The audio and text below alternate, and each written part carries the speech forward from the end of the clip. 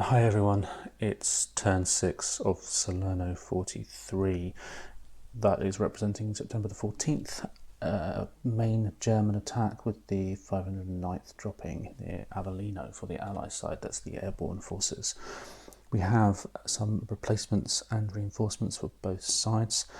For the Allies first, I've just popped these into this floating reserve, basically to make it a bit easier for me to do on the screen. They would normally sit off the map until it was the Allies' turn. For the Germans, we have down the south the ASU and some Panzer Grenadiers there for the 26th Panzer Division, who are the comrades of this stack just here.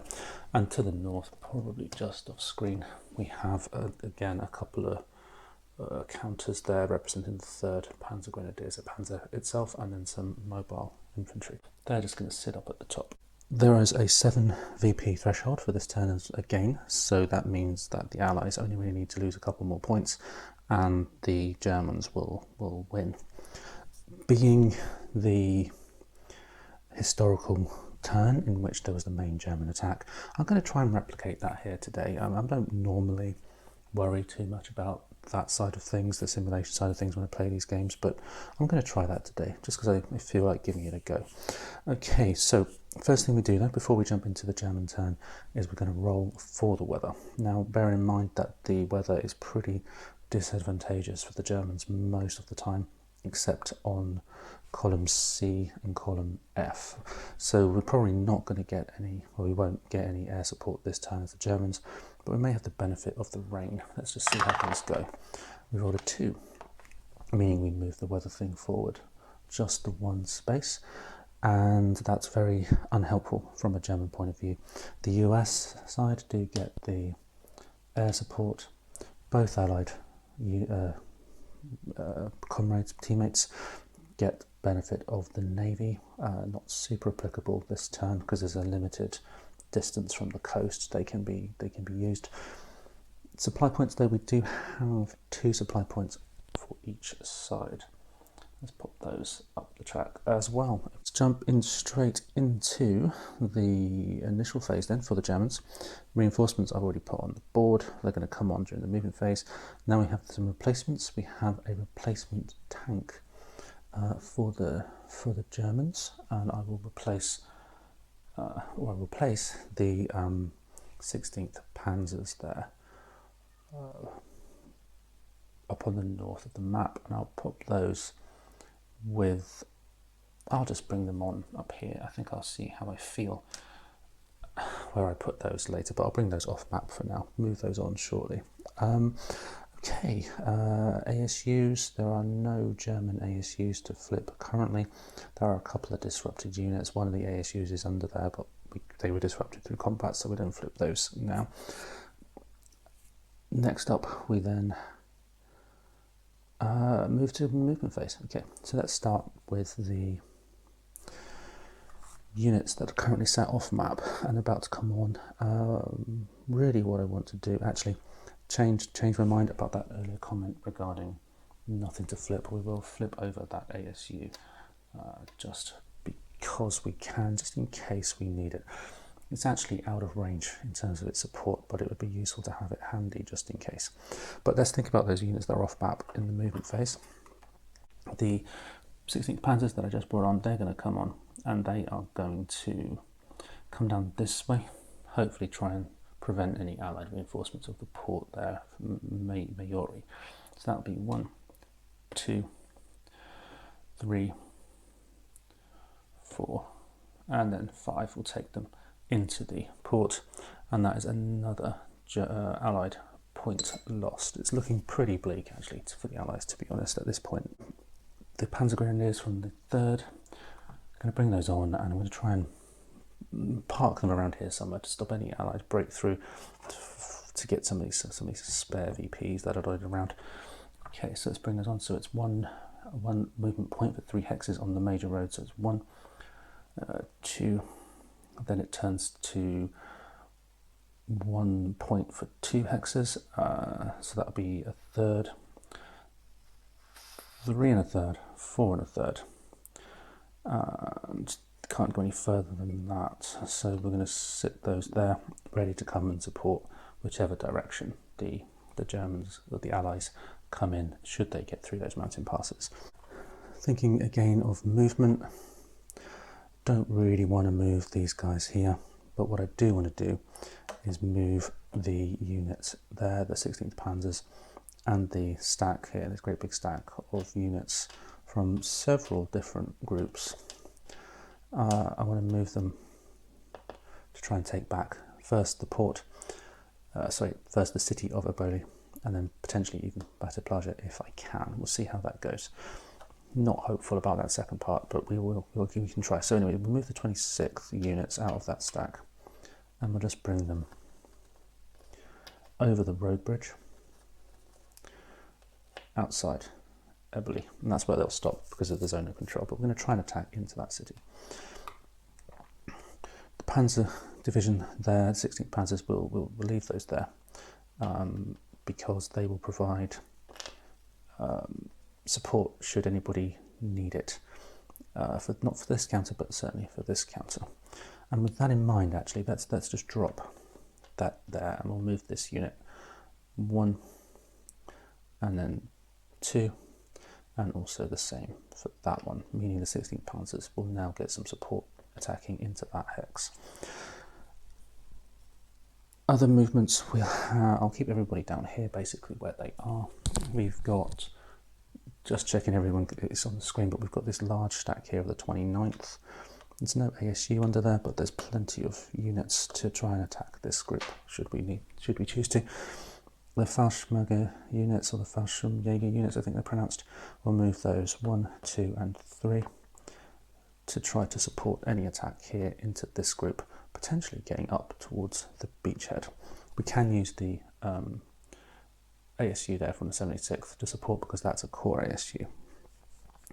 Finally, for movement, we'll just move on the 26th Panzers as showed at the beginning, and we'll move those, their full 5 movement. 1, 2, 3, 5. Okay, so they're there. Now they cannot support the 26th Division ASU cannot support because of the distance that it's moved, but it's there should we need them for next turn or for any defensive support that we need if there's a determined defence. Okay, going through this quite quickly, but moving on to the combat phase. There is a question about whether I try and prize these allies out of Salerno. I've got a couple of units there, well, actually quite a fairly strong units, some panzers from the Hermann-Göring unit and a reconnaissance unit, and the other side we have the 15th Panzer Grenadiers, again mobile infantry and tanks. Under here though we have a few units which would be seeing a defensive buff from the city terrain which would double it, so I think for now the main purpose of these 2 units here is just to stop any sort of breakout from Salerno for those units that are currently sat in Salerno. Equally, this unit here are doing a fine job preventing any movement, so I won't bother doing any attack here. Disrupted units have a limited ability in combat anyway. They can't attack, they can only defend. So, but what I'm trying to get at here is I won't add in anything to support there. I won't move anybody into that hex. I'll just let them sort of dig in that defensive terrain. So attacks then. The attacks that we can do will be this group here, the Panzer Grenadiers from the the Panzers from the 26th. Actually, that is a punishingly high defense that they'll have. That is, wow, that's going to be 14 due to the fact they're in a town for the Allies. We're attacking with 8. Wow, that's going to be, what is that? That's going to be a 1 to 3. Oh, that's a bad idea, isn't it? That would be a very bad idea attacking now. But what we could do is potentially attack this group using the panzers. I'll scrap that idea. That's just going to be a basically hiding for the Germans if I try and take that city right now. If I'd had some of the defensive support, maybe it would have been worth trying, because I've had those column shifts to bring it back to a more sensible level.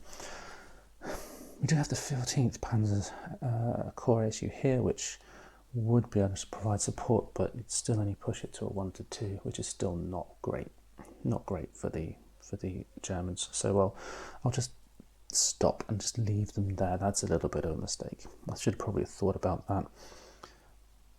But the only way to get around there, really, because they're mechanised, would be to actually find a road. So, which would have been a bit of a trek around the outside. So let's just leave it like that.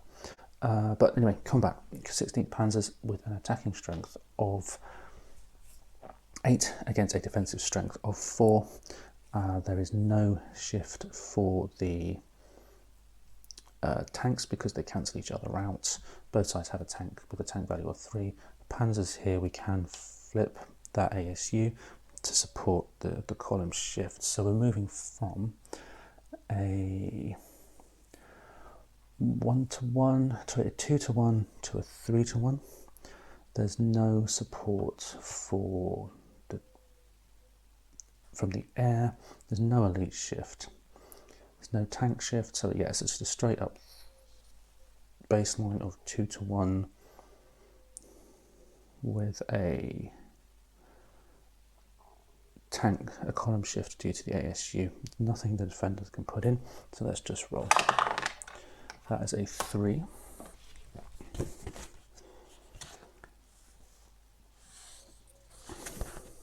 And on a 3-to-1, a DR2 is the result. The defender retreats 2 hexes and becomes disrupted or conducts a determined defense.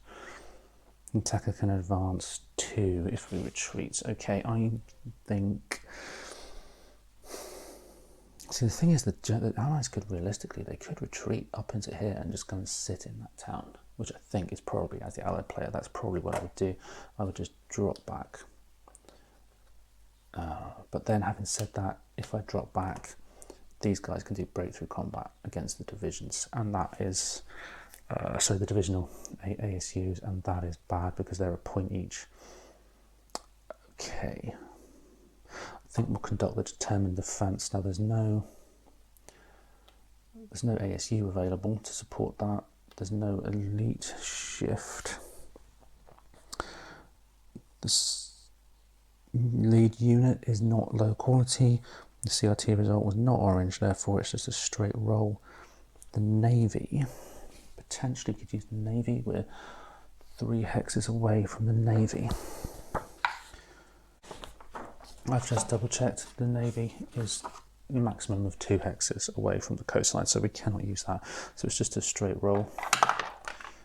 We've rolled a 2, which is pretty poor, it has to be said.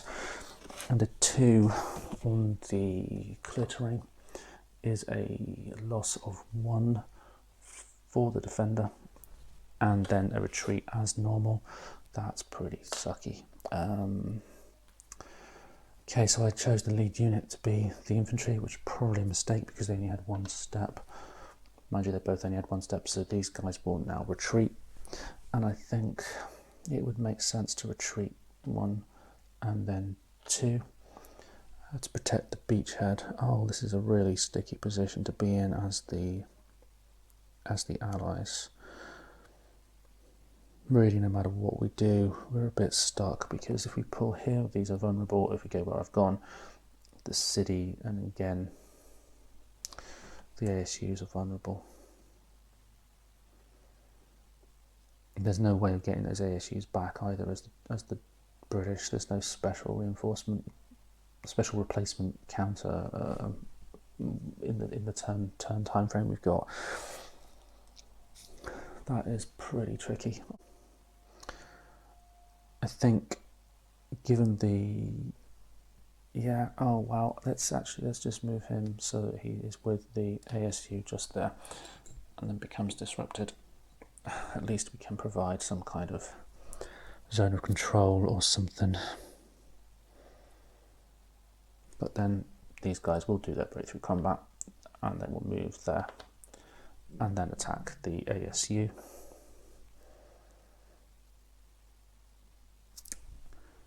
and so that is going to be 8-1. Ouch. There's nothing to chuck in there, but I guess we will put, well, there'll be the tank shift, wouldn't there? So that would be actually 9-1. Wow, that's almost an automatic disruption, but let's roll. That's a 4. We'll have to use a 7-1. That is a defender shattered. Defender loses a step, but yeah, they're dead. Okay, the rest of it is kind of not applicable, but because they are destroyed. Defender can attack advance 4. It was breakthrough.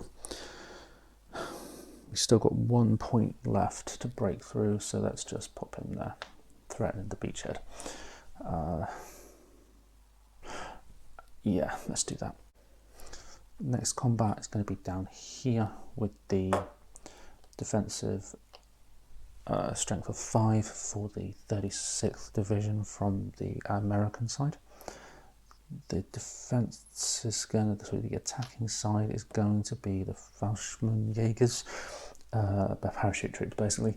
They're going to attack with a total of 4 plus the 1 there, so that's 5 versus 5, so that's a 1-1, which is not the best odds, but I will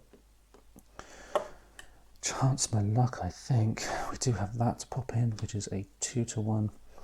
The Allies, though, do have the air support, and they're going to pop in the air support, so that's back down to 1-1. We're within 2 hexes. We can't put in the Navy, though, because it's only an attacking buff for the Navy.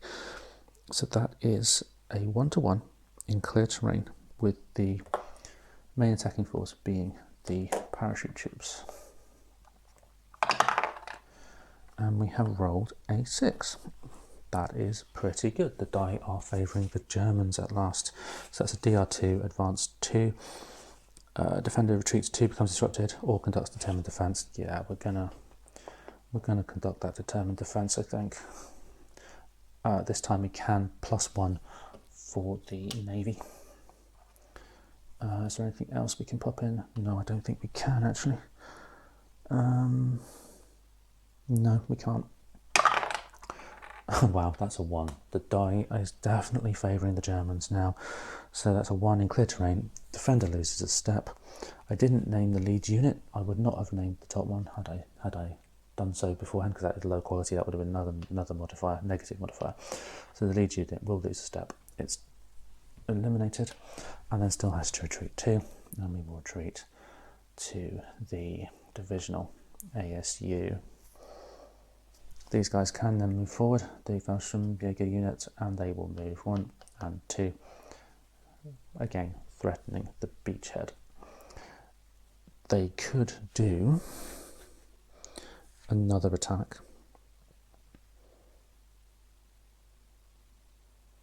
because they could break through. Would that be a sensible idea?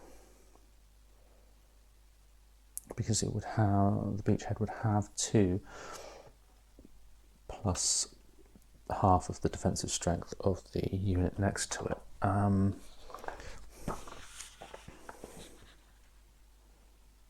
Except it's not in, is it in good order? Even allowing for it, it would still be a defense of 4.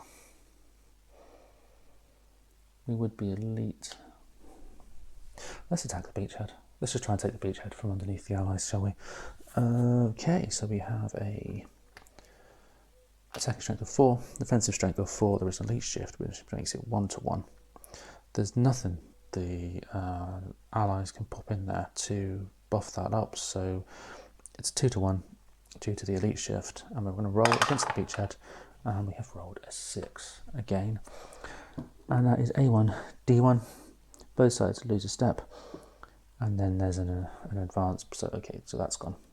The beachhead is gone, and that is another loss for the Americans there with the beachhead.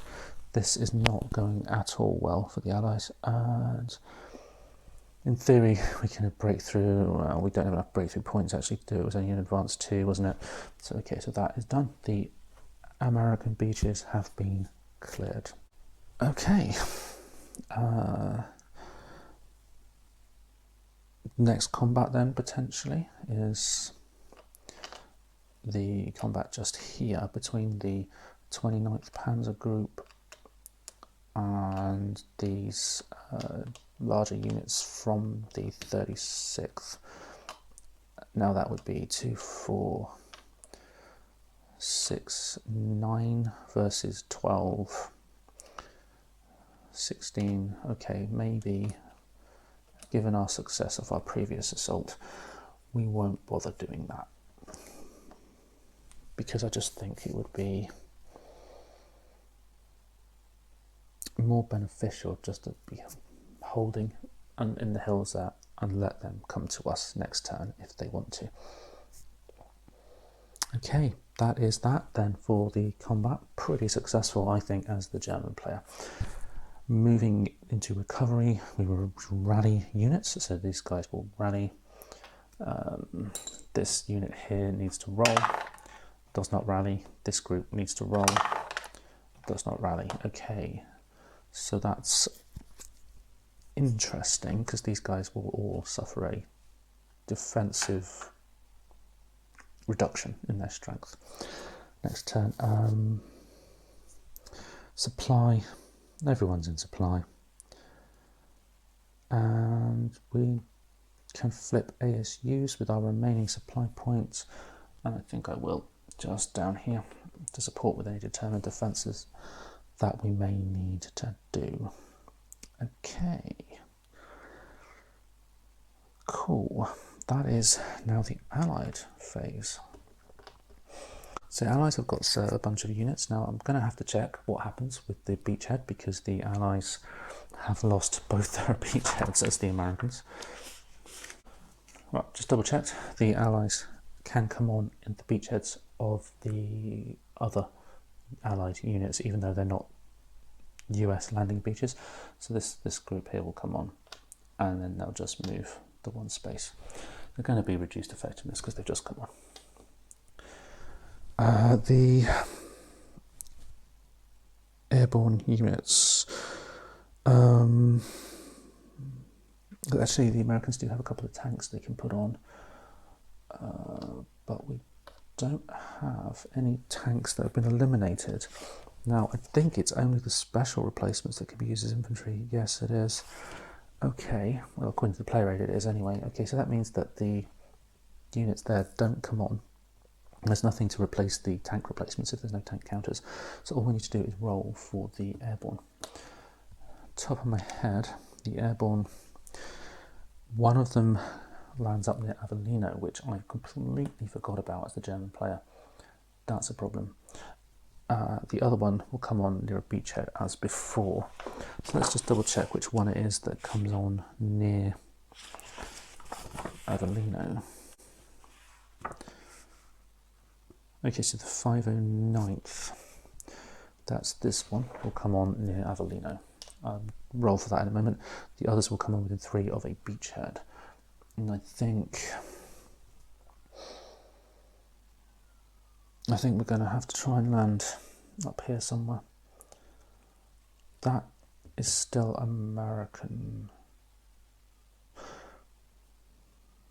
That is still an Allied beachhead. So let's land here and hope we can move in. So let's roll the dice with the 505th of the 82nd.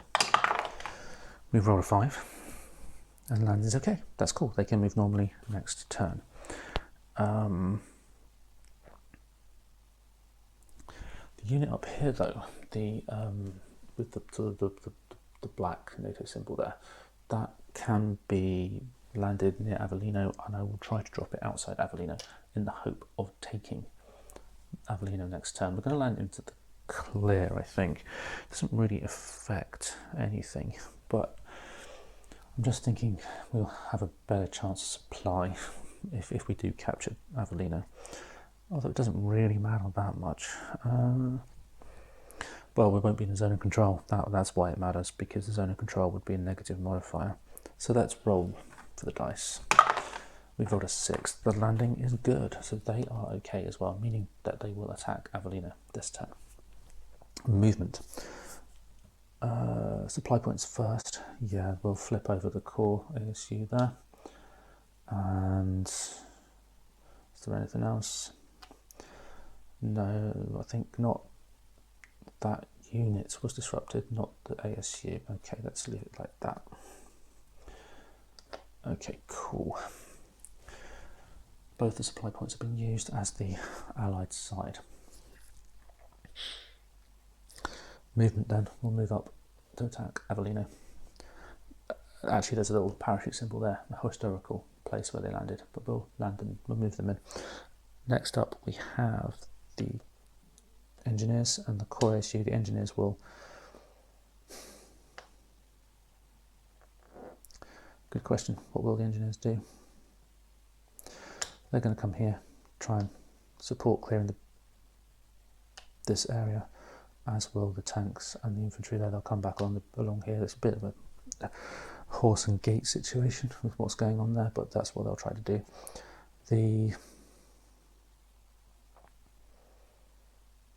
The airborne here will come up and try to take a VP hex here. We're going to have to try and fight there. That's going to be awkward, but they are disrupted. But we'll have to try and fight there. They will stay put. On the British side,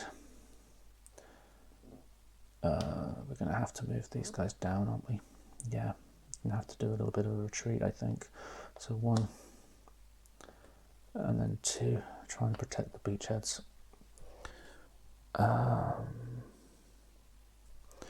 There is still a zone of control there, so but we still... Oh, it's tricky what to do now. As the British, it is tricky. I think this is basically going to be game over almost for the British.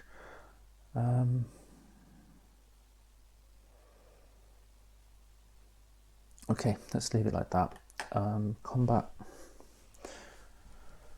Need to roll for the defensive strength of the garrison in Avellino. And that is a 6, which is a terrible roll for the Allies. But for the Germans, that is going to be, I think it's 2 defensive strength. Yeah, that's a 2 defensive strength.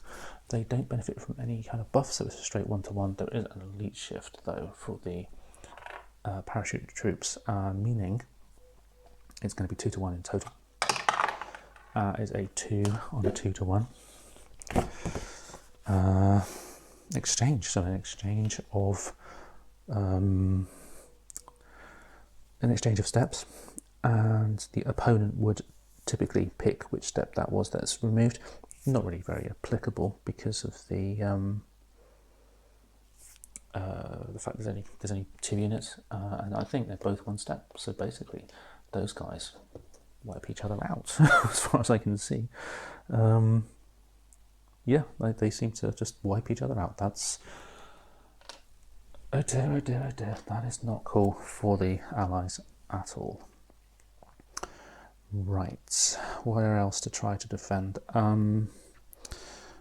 The units here will attack at 8th strength against these 2 panzers, so that is a 1-to-1. Oh, that's bad because they'll have a negative tank shift. If I go there, that unit's actually disrupted. Wow, it's 1-to-1 with a negative shift. That'll be 1-to-2. Oh, God. Okay. We're just going to have to try it. A 1-to-2. Okay.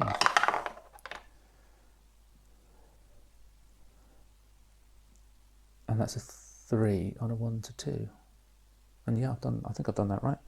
So 3 on a 1-to-2, attacker loses a step.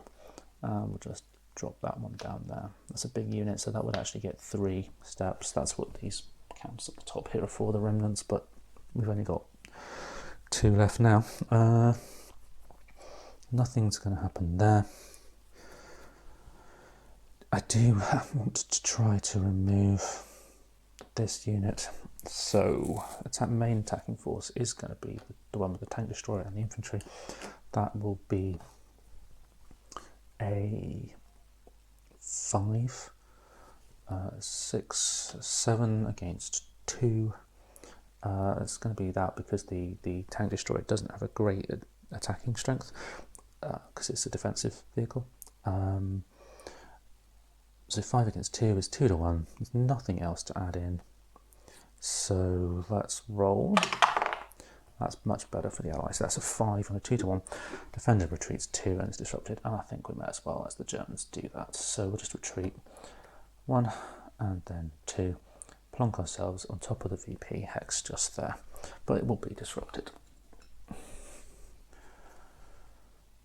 And these guys will then advance 1 and 2. Pretty strong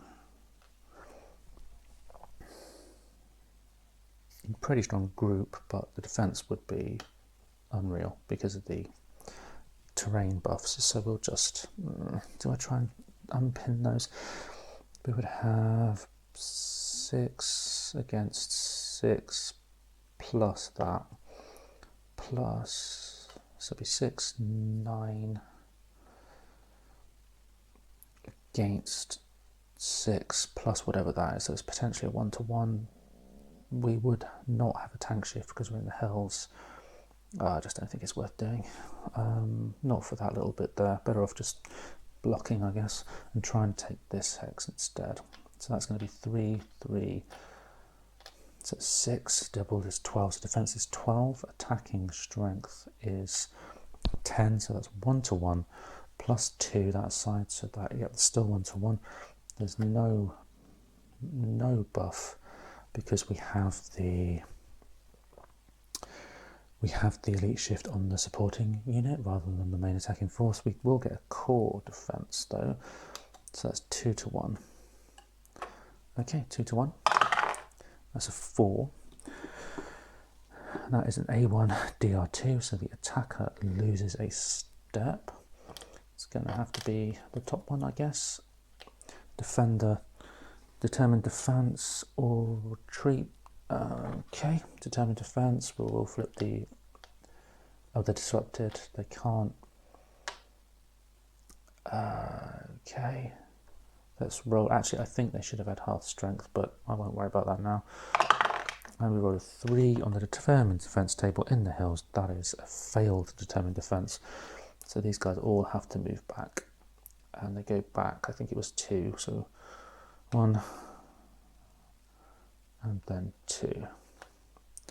They will be disrupted, meaning that these guys can push forward, and we will push forward and claim that VP hex. Okay, so that's movement and combat done for the Allies. A pretty woeful turn, if we're honest. Just have to check for disruption. Just this one here, which will need to be rolled for. It's a 2, so that unit under there does actually stay disrupted. It's just adding insult to injury now for the Allies. Okay, let's check supply. Everybody's in supply. No supply points, no isolation attrition. Let's look at the VPs. Okay, so VPs for the Allies is 1, 2, 3, 4, 5, 6. But we lose 1, 2, 3. So we're actually down to 3. And we are just within the threshold for a cutoff, because the cutoff is 7. And if we were at 2, we would have actually lost the game then. Okay, so this is a pretty poor position for the Allies to find themselves in at the end of this turn. The reinforcements that come on next turn, in turn 7, the Allies will get a couple of units that are both going to have to come on the beachheads of the British side or the Commonwealth side. The Germans, for their part, will only have 1 counter. It's actually the start of their reduction in forces. But we have 2 turns to go. The Allies need to get 8 points to win, a minimum of 8, and we're currently at 3, so it would be 5 in 2 turns. We would have to take Avellino, and we would have to take Maori probably, plus a couple more because of these losses. I think this is untenable for the Allies. We have one VP there that we would need to take. We have one VP there, one VP there, one VP there, and Avellino. Basically, we'd need to do far too much, I think. I just want to double check the points just to make sure before I call it quits. So we've got 1, 2, 3, 4, 5, 6, 7. Deduct the 3. We're actually at 4. Okay, so that's not quite so bad. We'd only need 4 points. But I just don't think that's going to be possible. Not given the state of some of the forces and how difficult it would be to A, get up this road with the mountain pass, and then B, break out down here to claim one of these hexes. Yep, I'm going to call it quits. The game is finished, and this series is finished at the end of turn 6 with basically an Allied defeat, or conceding defeat from the Allies. And that then is the end of the video series as well. So thank you for watching if you stuck through this far, and I hope it wasn't too much of a demonstration of how not to play the game, but at least it gives you a sense, hopefully, of how things fit together when you see it played. All that being said then, I'll see you next time.